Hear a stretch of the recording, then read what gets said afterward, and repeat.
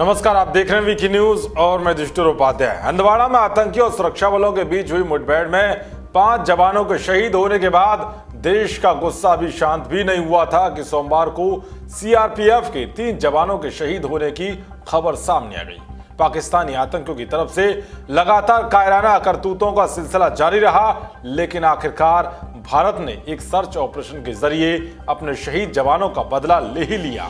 जी हां, हंदवाड़ा की आतंकी मुठभेड़ में लश्कर आतंकी कमांडर हैदर को मौत के घाट उतारने के बाद भारत ने एक बड़ी सफलता हासिल की है।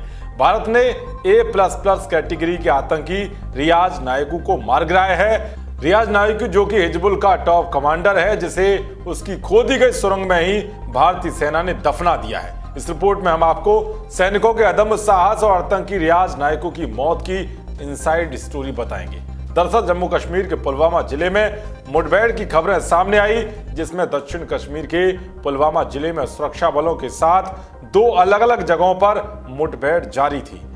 इस मुठभेड़ में सुरक्षा बलों के जवानों ने मोर्चा संभालते हुए आतंकियों को धूल चटा दी। जी हां, भारतीय जवानों ने आतंकियों से लोहा लेते हुए हिजबुल मुजाहिदीन के टॉप कमांडर रियाज नायकू समेत 4 आतंकवादियों को मार गिराया।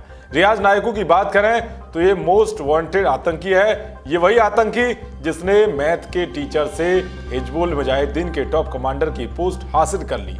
आतंकी रियाज नायकू A++ कैटेगरी का आतंकी था। सेना ने उसके ऊपर 12 लाख रुपए का इनाम भी रखा था। इससे पहले 4 बार सुरक्षा बलों को चकमा देकर रियाज नायकू निकल गया था। नायकू को मारने के लिए सेना ने ऐसा प्लान बनाया कि नायकू भारतीय सेना के चंगुल से बचकर नहीं निकल सका। सेना ने रियाज नायकू को ढेर करने के लिए खास प्लान बनाया था। रियाज नायकू बहुत ही शातिर आतंकी था। सूत्रों की माने तो उसने अपने घर तक आने जाने के लिए सुरंगें बना रखी थी। इस बात की सूचना बहुत ही गिने चुने लोगों को थी, क्योंकि वो किसी पर भरोसा नहीं करता था।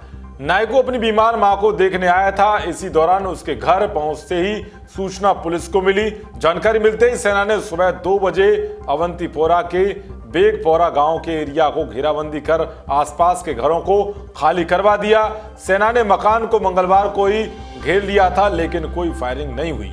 सेना को उसके भाग जाने का अंदेशा हुआ।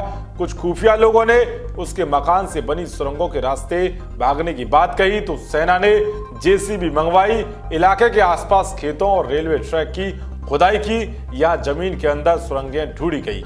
देर रात सेना ने सर्च ऑपरेशन रोक दिया, लेकिन इलाके से घेराबंदी नहीं हटाई गई। आखिरकार नायकू को जब एहसास हुआ कि वो अब बचकर नहीं भाग सकता, तो उसने सुबह लगभग 9 बजे फायरिंग शुरू कर दी। फायरिंग होने के बाद सेना ने भी जवाबी फायरिंग की और फिर एनकाउंटर शुरू हो गया। आखिरकार दोपहर को नायकू मार गिराया। सूत्रों के मुताबिक थोड़ी देर बाद ओवैस हिजबी भी ढेर कर दिया गया। भारतीय सेना की कार्रवाई में उसी सुरंग में नायकू की कब्र बना दी गई, जो सुरंग उसने अपनी जान बचाने के लिए खोदी थी। बता दें कि बेगपोरा वही इलाका है जहां नायकू का जन्म हुआ था। वही सेना ने उसकी कब्र बना दी। बेगपोरा में नायकू के साथ एक और आतंकी था, उसे भी सुरक्षा बलों ने मार गिराया। इसके साथ ही 2 AK-47 और गोला बारूद बरामद किया गया। सेना ने इस मामले में कोई रिस्क नहीं लेना चाहती थी, इसीलिए मारे जाने के बाद भी रियाज की पहचान को लेकर पूरी आश्वस्त होने के बाद 5.5 घंटे तक उसके पहचान करने में लगाई गई। सबसे पहले उसके शरीर के निशानों को देखा गया, फिर पुलिस ने, उसके बाद सीआरपीएफ ने, फिर सेना ने, उसके बाद आईबी ने और आखिरकार रियाज नायकू की मौत की पुष्टि की गई। इस तरह से भारत ने एक बड़ी सफलता हासिल करके अपने शहीदों का बदला लिया, लेकिन अभी और भी बदला बाकी है, जिसे सेना जल्द ही लेने वाली है। देश और दुनिया की तमाम खबरों को पाने के लिए देखते रहिए वीकी न्यूज। जय हिंद, जय भारत।